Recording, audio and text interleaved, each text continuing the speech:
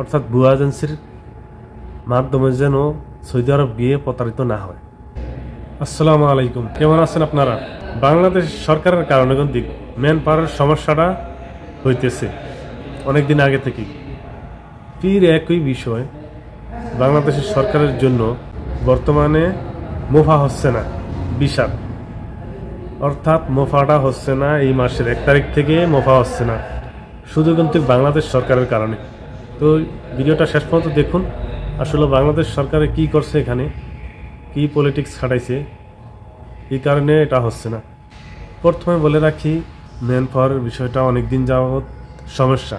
সেটার সমস্যা কিন্তু মাঝ দিয়া কিন্তু একটানা কয়েকদিন কিন্তু কাজ চলছে, এরপরে কিন্তু আবার এটা বন্ধ হয়ে গেছে।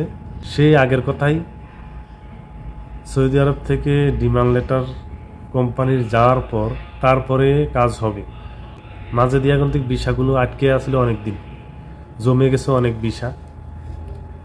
সেই কারণে বাংলাদেশের সরকার থেকে 5 থেকে 6 দিনের একটা সুযোগ দিয়েছে যে এতগুলা একসাথে ভিসা আটকে রয়েছে, সেটা কিন্তু যারা আসবে তাদের জন্যই সমস্যাটা হবে, তাদের কিন্তু ভিসা বাতিল হয়ে যাবে। সেই কারণেই তো সেটা ফেব্রুয়ারি মাসে গেছে। এখন আসি, তো শেষ পর্যন্ত দেখুন মুফা কী কারণে হচ্ছে না, সেটাও বিস্তারিত আপনারা জানতে পারবেন এই ভিডিওতে। ম্যান পাওয়ারের সমস্যাটা হলো, বাংলাদেশ সরকার চাইতেছে যে সৌদি আরবের যেসব কোম্পানি ভুয়া কোম্পানি লাইসেন্স খুলে তারা লোক নিয়ে ব্যবসা করতেছে, কাজের কাজ কিছুই দিতেছে না, শুধু লোক এনে কোনো রমসম এক জায়গায় রাখে, কাজের কাজ কিছুই হচ্ছে না, কাজ দিতে পারছে না, ঠিকমতো তাদের বেতন দিতে পারে না। এসব ভুয়া কোম্পানির কারণেই বাংলাদেশ সরকার একটা সিদ্ধান্ত নিয়েছে, সৌদি আরব সরকারের কাছে একটা আবেদন করছে, সৌদি আরব সরকারের কাছে বলছে যে খুলে। দুই দেশে মিলে এই সিস্টেমটা চালু করছে, যেসব কোম্পানি ডিমান্ড লেটার দিতে পারবে সেই সব কোম্পানির কিন্তু ম্যান পাওয়ার হবে ওই কোম্পানির ভিসাগুলা। যদি ডিমান্ড লেটার না দিতে পারে তাহলে হবে না। তো এটা গেল। এখন বলবো যে মুফা কেন হচ্ছে না। মুফা সেটাও বাংলাদেশ সরকারি কারণে হচ্ছে না। তো মুফার ক্ষেত্রে বাংলাদেশ সরকারের যে এজেন্সিগুলো আছে লাইসেন্সকৃত, তাদের কাছে কিন্তু একটা শর্ত দিয়েছে, যাদের লাইসেন্স আছে তাদেরই মুফা হবে, ভিসার মুফা হবে।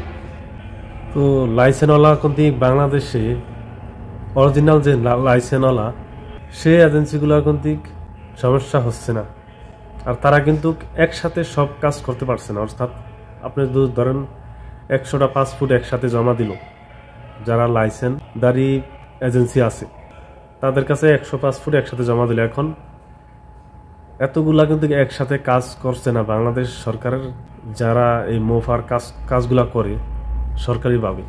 কারণ হলো, যাদের লাইসেন্স নাই এজেন্সির, ওরা কিন্তু এখন ডাইরেক্ট করতে পারছে না। যেই এজেন্সিগুলোর লাইসেন্স আছে তাদের কাছে কিন্তু দিয়ে করাচ্ছে। তো যাদের লাইসেন্স আছে তাদের কাছে কিন্তু একসাথে অনেক পাসপোর্ট জমা হচ্ছে। আর বাংলাদেশের যারা এই মুফার কাজটা করে সরকারিভাবে, এই সিস্টেমটা করে রাখছে, একসাথে অনেকগুলা পাসপোর্টের কাজ করাবে না। তো সেটার ক্ষেত্রে বাংলাদেশ সরকারও পদক্ষেপ নিয়েছে এই জন্যই যে আমাদের দেশের জনগণ যেন ভোগান্তিতে না পড়ে সামনে, অর্থাৎ ভুয়া এজেন্সির মাধ্যমে যেন সৌদি আরব গিয়ে প্রতারিত না হয়। এই কারণে লাইসেন্সদারি এজেন্সির কাছে যেন এই মুফাটা হয়, এই জন্যই মুফার কাজটা করতেছে একটু স্লো করে। সিস্টেম করছে, নতুন আপডেট দিছে, এই আপডেটের কারণে একটু স্লো কাজ হচ্ছে। আপডেটটা হচ্ছে, কয়েকদিন কাজ বন্ধ ছিল, তো এই জন্যই অনেকের মধ্যে আতঙ্ক আছে। আসলে কি সৌদি আরবের ভিসা কি বন্ধ হয়ে যাচ্ছে নাকি? আসলে তা না, বন্ধ হয়ে যাচ্ছে না। বাংলাদেশের সরকার সিস্টেম করছে নতুন করে, আমাদের প্রবাসীদের ভালোর জন্যই করছে, আমাদের প্রবাসীরা যাতে প্রতারিত না হয় এই দেশে আয়সা। আপনাদের কাছে একটা রিকোয়েস্ট, আপনারা বেশি বেশি শেয়ার করে দিবেন, যারা এই বিষয়টা জানে না তাদের কাছে, তারাও জানতে পারবে এই বিষয়টা।